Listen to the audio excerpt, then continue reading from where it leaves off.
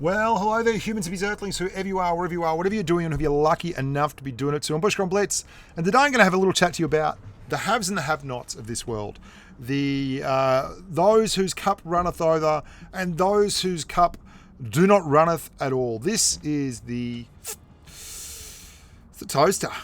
This is a steaming pile of excrement. Don't get this tank. Do not drive this tank intentionally. Don't wake up in the morning, go to the garage and accidentally get in this one to go get the milk and bread. Delete it, sell it, do whatever you have to do. It just never gets better. This is a horrible tank. And this is a tank that they invented free XP for.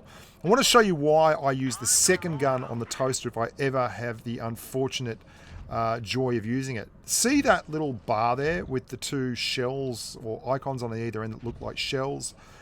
That is your traverse. The toaster has no armor. The toaster is a massive target. So anytime it moves its tracks, it breaks camouflage. The top gun on the toaster is the best gun to use on the toaster if you want to do damage, you actually want to enjoy the game. The problem is it's also got one of the most stupidly low traverses in the entire known universe. It has such a bad traverse that anytime you want to track a target, you have to move the whole tank to do it. And that means that you break camo, the target, then you pop up on the radar of the target, and the target shoots you instead of you shooting the target. And this happens all the time with this tank. It's just a tragedy. You can see there's a reason it doesn't have any AP loaded. It's because I wouldn't drive this gun if you paid me good money. Look at that. Anytime I want to look to the left, just even a little bit to the left, like the field of view on this tank is abysmal. It is literally as wide as that. At 150 meters, you can shoot about 20 meters left to right. That is not enough to get the job done. And it's one of the reasons why this is one of the have-nots. It's a horrible tank. It's a tank that has no armor profile. So you literally have nothing to rely on. And it's one of the tanks that got hurt the most from binoculars and camouflage nerf. And then we have another German tank. This is the VK-2801. This is the very definition of privileged tanking. There is nothing this tank doesn't have. It has a solid armor profile for a tank of its tier and a damn outstanding armor profile for a light tank. It has exceptionally good gun handling for a tank of its tier. It's like, look at the shots. You'll see some shots I hit in this video that will just, you've got no right doing it. At tier 6, most tanks have crap gun handling, and it's reasonable because as you go up, you get better gun handling. That was the most hopeful shot the world's ever seen. And today's lottery winner is, and it would have been if I had hit that thing. And as bad as the flak bus is, this thing is the exact opposite end of the spectrum. And it prompts the question, how does something this good stay this good for this long? And something that bad stay that bad for that long? And I'm a bit flummoxed myself because no one has ever driven that thing for seal clubbing. Like it's ghastly. And yet, look at this tank just constantly wreck people. You've got gun depression. You have incredible speed and handling. Like the mobility on this thing is one of the best in the game.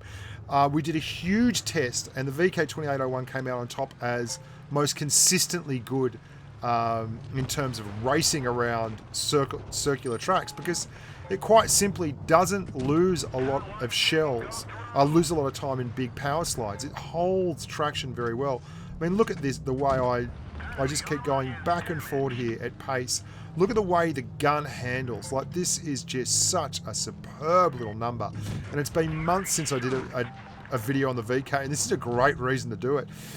So you end up with a tank like this, that it makes no sense in the world that this is a light tank. I mean, this is better for my money than any medium tank at its tier. It's better than any light tank at its tier. It's tiny, it's got fantastic camo, it's got a burly upper plate, it's got speed to burn, it's got absolutely freaking everything. Its DPM isn't the best in the world, but it's certainly freaking competitive. It's as good as pretty much everything else at tier 6 that's a light or a medium. So, I mean, you don't really have to worry too much about getting blasted out of the park. And look at this, it just does everything. And it does it at pace. So we get back to the old flak bus. And I was actually, this is how this video was going to go. I was going to show you a video of the flak bus getting wrecked, and then a video of this thing doing well, and then a video of the flak bus getting wrecked, and then a video of this thing doing well. And what happened was I drove 2 games in the flak bus, and I realised that no one wants to watch that thing being played, because you have to go, like, I got on Copperfield and I backed up to the corner and I said, ready, and then typed in chat, I'm so heavy, you can't carry me. And we lost, and I did like 700 damage. And I thought, no one wants to watch this. So just take it as read, that the flak bus is pants. I want to talk now about balance. We've seen some obscure tanks get balanced in time. But, I mean, the flak bus remains unbalanced. It remains untouched. It just remains horrible. And it's even been nerfed indirectly. Like, the equipment changes. One of the things it used to be able to do, I mean, look at this. This KV2 doesn't know where I am.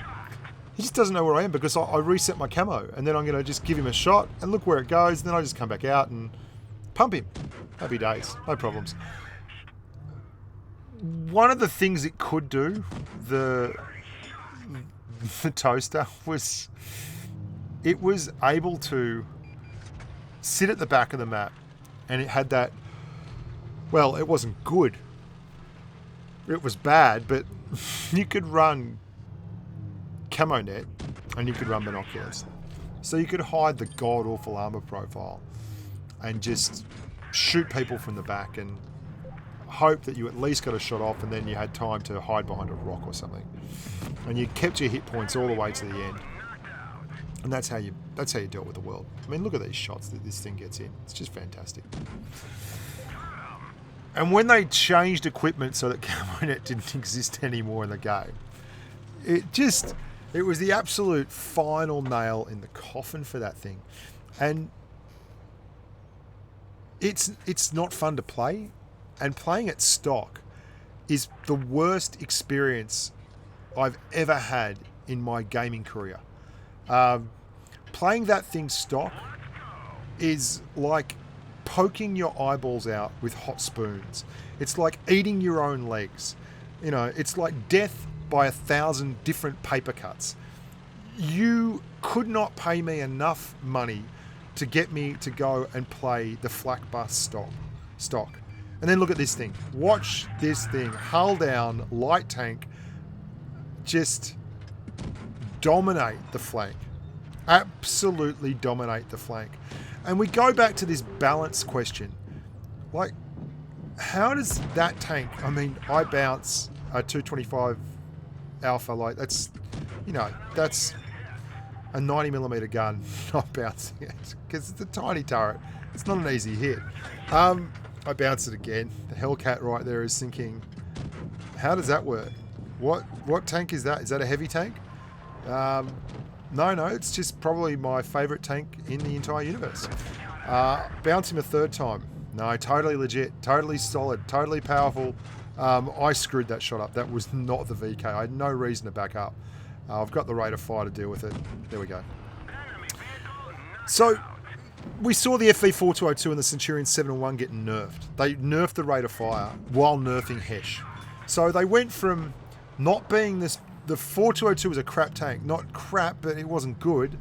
In as much as a medium with good pen and good DPM can be bad. I mean, look at these shots. This thing is just godlike. And that got nerfed to hell, right? It got absolutely nerfed to hell. And yet, the Cent 7-1 and the 4202 got nerfed. This thing hasn't been touched. You know what they did do to it once? Had 3 engines. They got rid of the middle engine, so you only had to grind 2 engines because it was too onerous to grind through 3 engines in this tank. Like, grinding this thing from stock is like playing a buffed version of the toaster. And